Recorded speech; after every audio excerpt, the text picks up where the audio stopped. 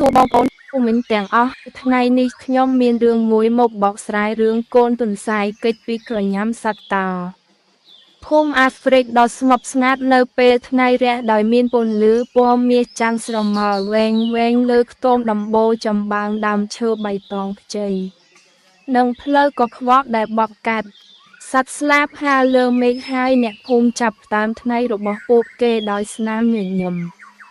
គាត់មើលទៅមានការតាំងចិត្តនិងស្រេកឃ្លានទន្សាយតូចធំកំពុងញញួរការរត់ក្បែរចំការបន្លែត្រចៀករបស់វាញ័រពេលមើលក្មេងៗលេងពីចម្ងាយ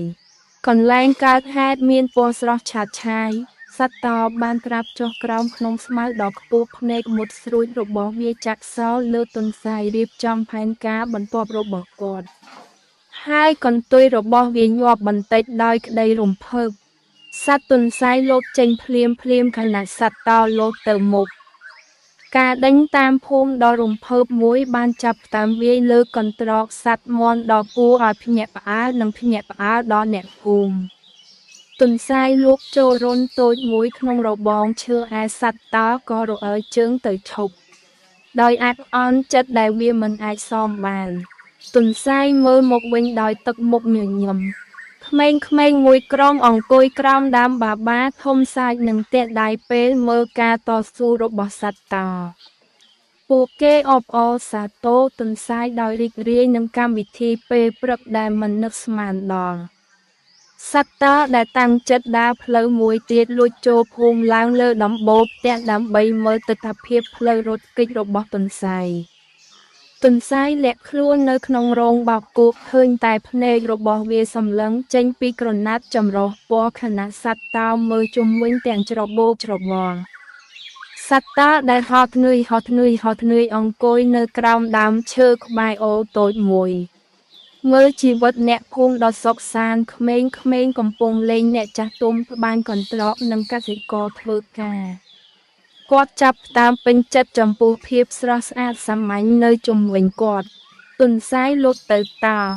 ហើយផ្ដល់ឲ្យគាត់នៅការរត់ដែលញ៉ាំពាក់កណ្ដាលជាមួយនឹងស្នាមញញឹមរាក់ទាក់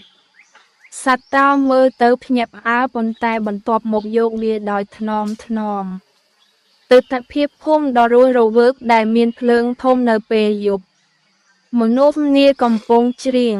រាំនិងរីករាយជាមួយអាហារដែលទើបចម្អិនថ្មី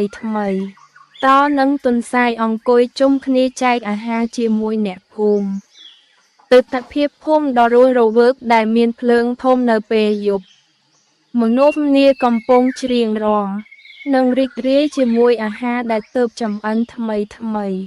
តោនិងទន្សាយអង្គុយជុំគ្នាចែកអាហារជាមួយអ្នកភូមិសត្វតោសម្លឹងមើលទន្សាយដោយការគោរពដោយដឹងថាការដេញតាមមិនមែនសំដៅលើការចាប់នោះទេ